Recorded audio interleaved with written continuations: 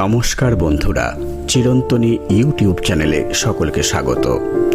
আসন্ন শ্রী শ্রী শারদীয়া দুর্গাপূজা উপলক্ষে আজকের বিশেষ ভিডিওতে আমি দেবী দুর্গার আগমন ও গমন, তার ফলাফল এবং দুর্গাপূজার সম্পূর্ণ নির্ঘণ্ট নিয়ে আলোচনা করব। ভারতীয় সংস্কৃতিতে দুর্গাপুজো একটি বিশেষ গুরুত্বপূর্ণ তাৎপর্য বহন করে চলেছে। দেবী দুর্গা একদিকে যেমন দুর্গতি নাশিনী, জগজ্জননী, আদ্যাশক্তি, অন্যদিকে তিনি কন্যা, স্নেহের দুলালী, গৌরী। এই দুই ভাবের রূপের মধ্যেই বাঙালি দেবী দুর্গা সংস্কৃতিকে ঐতিহ্যের ধারায় বহন করে চলেছে। 2024 অর্থাৎ এবছর দেবী দুর্গার আগমন ও গমন কোন বাহনে মর্তে এর প্রভাব কি পড়বে, শুভ না অশুভ? বাঙালির সর্বশ্রেষ্ঠ উৎসব দুর্গাপুজোকে কেন্দ্র করে উৎসাহ থাকে তুঙ্গে, কিন্তু এবছর যেন স্বতন্ত্র। দুর্গাপূজার প্রাক্কালে তিলোত্তমার মৃত্যু আমাদের মনকে বেদনায় ভারাক্রান্ত করে তুলেছে। প্রাণ দিয়ে তিলোত্তমা প্রমাণ করে গেছে দুর্গা দেবীর মতো নারী শক্তির মহিমা কতখানি। গত 1 মাস ধরে পশ্চিমবঙ্গে যেন নারী শক্তির উন্মেষ ঘটেছে। এসবের মধ্যে নারী শক্তিকে আহ্বান জানাতে মন না চাইলেও প্রস্তুতি নিতেই হবে বাঙালিকে। আগামী 10ই অক্টোবর দুর্গাপুজোর মহাসপ্তমী, তার আগে 2রা অক্টোবর মহালয়া। পিতৃপক্ষের অবসানে দেবী পক্ষের সূচনা। দেবী দুর্গার মর্তে কোন বাহনে আগমন ঘটছে সে নিয়ে প্রত্যেকের মনে কৌতূহল থাকে। দেবী দুর্গার নিজস্ব বাহন সিংহ হলেও তিনি মর্তে আসেন ভিন্ন ভিন্ন বাহনে চড়ে। হিন্দু শাস্ত্র অনুযায়ী দেবী দুর্গার আগমন ও প্রস্থানের বাহনের ওপর নির্ভর করে সারা বছর কেমন কাটবে। প্রত্যেক বছর দুর্গার আগমন ও গমন একই বাহনে হয় না। যদি তা হয় তবে তা শাস্ত্রমতে অত্যন্ত অকল্যাণকর। পঞ্জিকা অনুসারে সপ্তমীতে দেবীর আগমন হয় আর গমন ঘটে দশমীতে। এই 2 দিন কোন কোন বারে পড়ছে তার উপরই নির্ভর করে দেবীর বাহন কি হবে। শাস্ত্রমতে সপ্তমী রবিবার বা সোমবার হলে দেবীর বাহন হবে গজ বা হাতি। সপ্তমী বুধবার হলে দেবীর বাহন নৌকা। সপ্তমী বৃহস্পতি বা শুক্রবার হলে দেবীর বাহন হয় দোলা বা পালকি।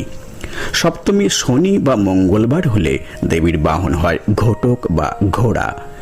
এবছর সপ্তমী পড়েছে বৃহস্পতিবার, তাই শাস্ত্রমতে এবছর দেবীর আগমন হবে দোলায় বা পালকিতে চড়ে। একইভাবে দশমী রবি বা সোমবারে হলে দেবী গমন করবেন গজ বা হাতিতে চড়ে। দশমী বুধবার হলে দেবী কৈলাসে গমন করবেন নৌকায় চড়ে।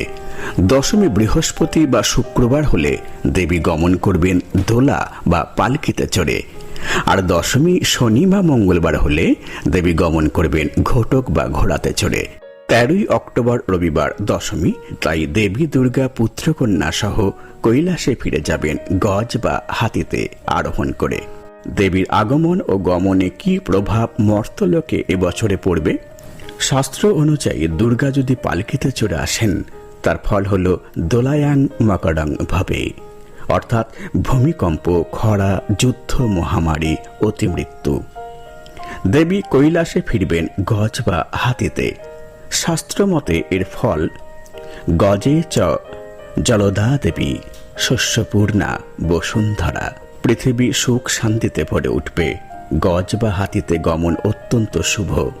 মানুষের সকল মনের অভিলাষ চরিতার্থ হবে। বসুন্ধরা হয়ে উঠবে শস্য শ্যামলা। 2024 শ্রী শ্রী শারদীয়া দুর্গাপূজার সময় নির্ঘণ্ট।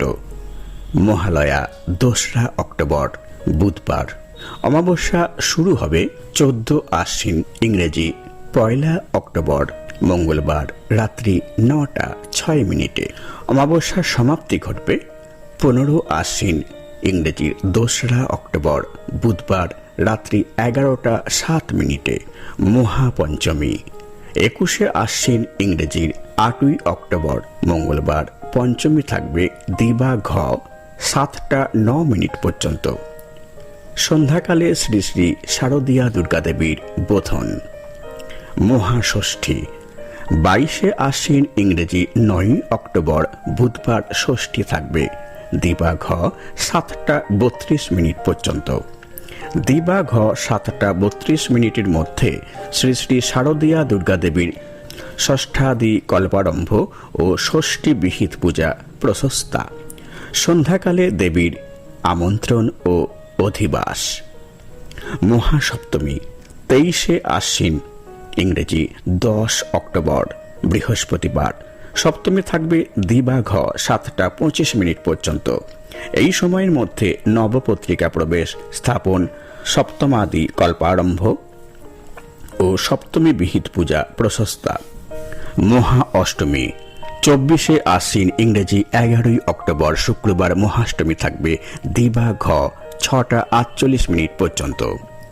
মহাষ্টমী তিথির অনুরোধে দিবাঘ 6:48 মধ্যে সন্ধি পূজা, অনুরোধে দিবাঘ 6:24 মধ্যে মহা অষ্টমী কল্পারম্ভ ও মহাষ্টমী বিহিত পূজা প্রশস্তা।